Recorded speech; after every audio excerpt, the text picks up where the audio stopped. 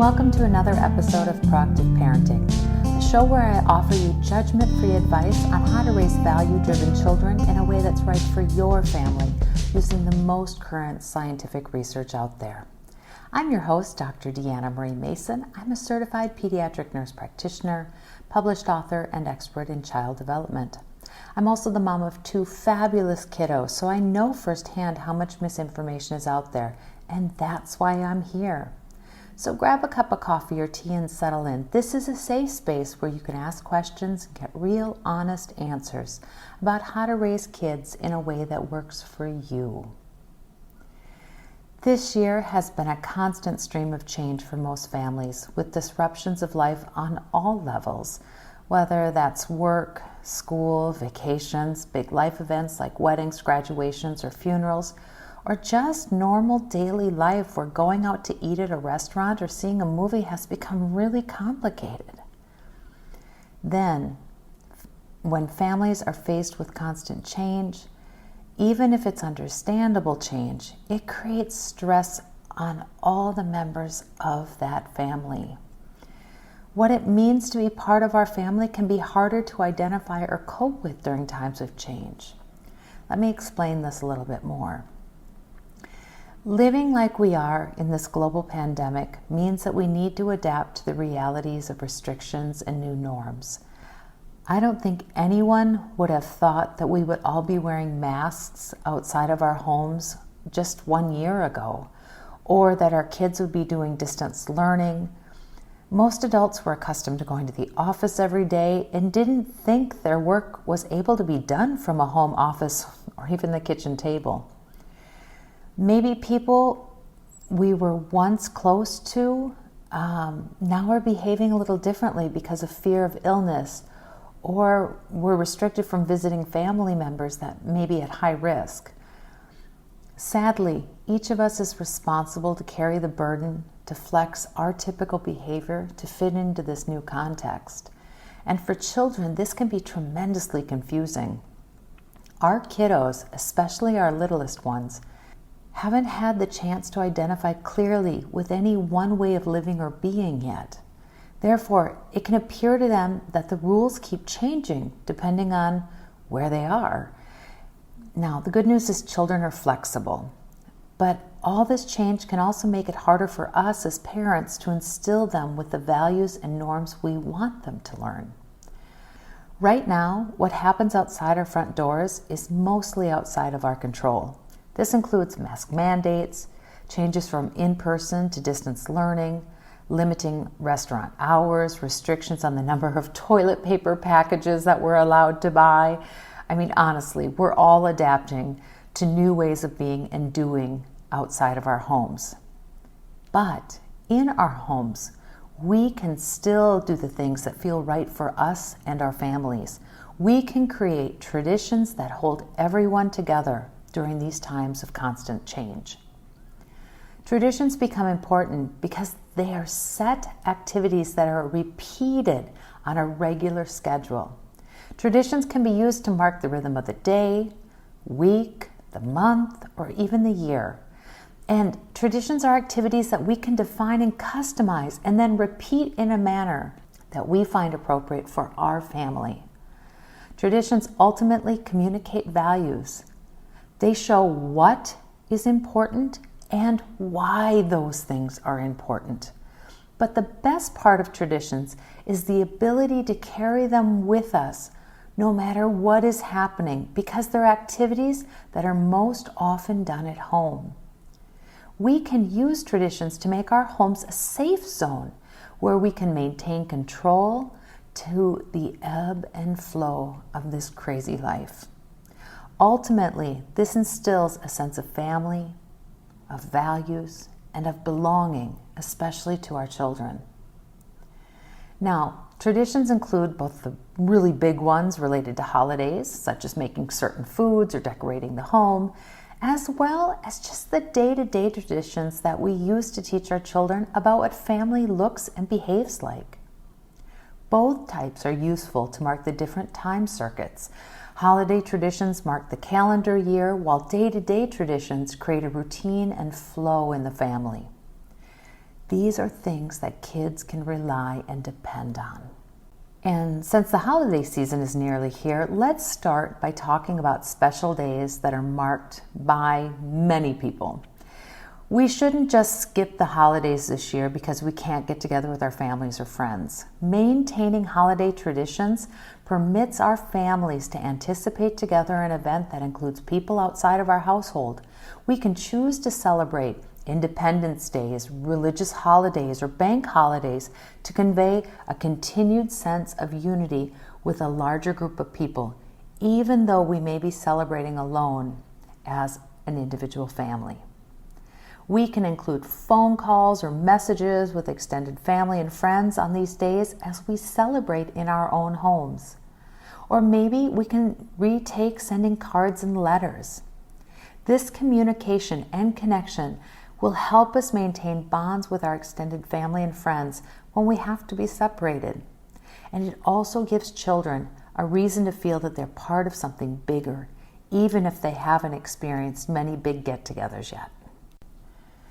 Now, daily and weekly traditions, such as a walk after dinner, eating dinner together as a family, or board game night, give our family a sense of certainty when living in a time of continual change. These small traditions may seem trivial or even insignificant, but they are essential in our families with children. Why? Because these small traditions create shared obligation to the family unit. This means that on a regular basis, our families come together as one to fulfill a task or activity that demands participation from everyone. The repetition of these same activities over and over creates a sense of unity and intimacy. It's like we're building an exclusive club. Only the special people in our family are permitted to join. The members have duties and roles to complete, and everyone must follow certain norms and values when they partake in that activity. Being a member of this exclusive club means that each member is able to enjoy familiarity and closeness with the other members and has the opportunity to feel confident and secure in their role within the family unit.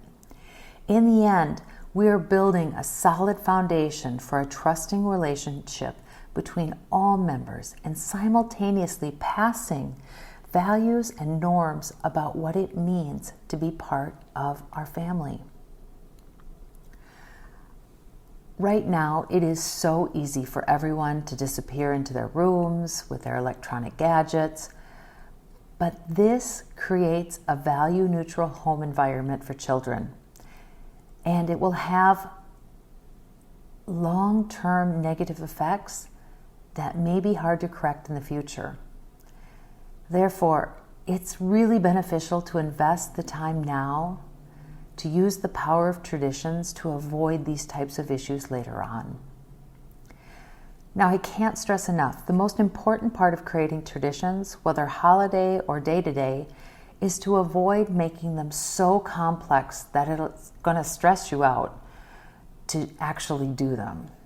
The idea of using traditions is to create a sense of family that is stable. It means that you can't make things over the top or throw big parties every day. Really, quite the contrary. The goal with traditions is to create normalcy for your family on a continuous basis that can be carried out no matter what's happening. Having a party every day or creating really lots of complexity will only create more stress that'll lead to those traditions unraveling, becoming sporadic, or even stopping. No one, especially now, can manage constant preparations. If we try, we're just going to burn out. So look for things that we're already doing that we really like. We should be asking ourselves if those activities foster the family values we want to instill in our children. Do those activities help us structure our family life at home in a way that's rewarding to us? Can that activity be repeated easily without causing stress or distress? Activities that meet those criteria are the traditions that we want to consider implementing. It's also important that traditions don't evolve into a competition. What one family finds appropriate for their traditions may be very different from another family's. Both types of traditions are okay because different families have different values. Each family should strive to create traditions that fit and support their chosen values. There's no reason to compare or judge. So based on the information that we've talked about here, there's a few takeaway ideas that I want to leave with you to help you choose how to create traditions that will make sense in your family in these uncertain times. The first is to identify that values are important to your family. If you don't have values, it's hard to make traditions that support them. So the first thing you're going to have to do is think about what values are really important to my family. What do I want my kids to learn right now? Then select holiday traditions to share with extended family and friends outside of your home. Try to figure out what traditions you can extend through phone calls, messaging, sending cards, video chats, that you can still connect with external members. But again, remembering not to make it too complicated, trying to replicate identical meals, trying to make sure everybody sits down together, especially if you're in different time zones. Those things add complications. Maybe you can just schedule a time that you decide we're going to have a 15-minute toast and say prayer together, or reflect on something important to us together, and then everybody goes off on their own way. So making sure that that stays simple. Then also creating day-to-day and weekly traditions that foster the family values you selected for your family. So the routine within the day, the routine within the week, special events that happen weekly that can be repeated easily, like board game night.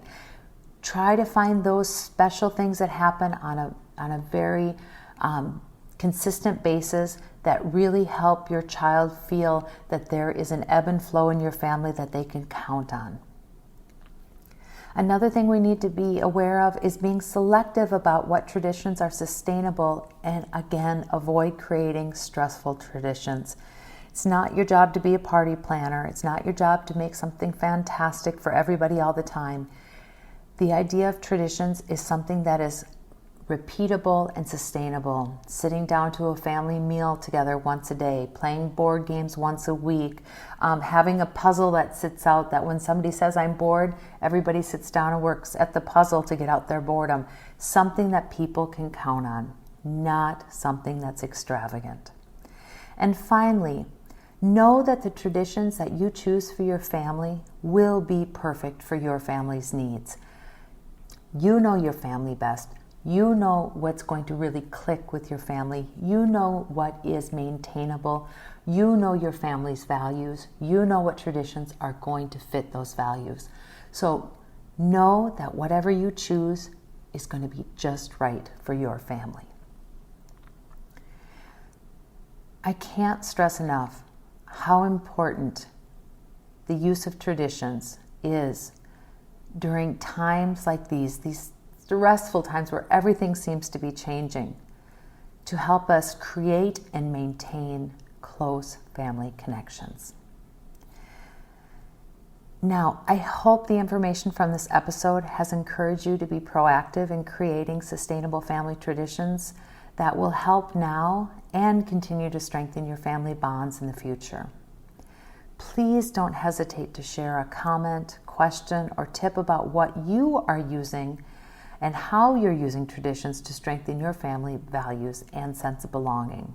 Just drop me an email at deanna@proactiveparenting.com. And if you want to find out more about who I am and what I do, please check out my website at www.proactiveparenting.com. You can also find me on Twitter, Instagram, and Facebook with more information, and you can also connect with other parents just like you. Find me on these social media platforms by searching for my name, Deanna Marie Mason. And finally, if you'd like to purchase any of my books or online courses, such as Newborn Care or Breastfeeding Boot Camp, you can find those on my webpage, which again is www.proactiveparenting.com. I want to thank you so much for listening and taking time out of your day to spend with me. I hope you found this episode useful as we prepare for the holiday season. If you did, please leave a comment or review and tell a friend so they can become a proactive parent also. Well, I'll close here. Again, this is Dr. Deanna Marie Mason signing off for now. I look forward to seeing you again very soon. But until then, take care and be well. Bye.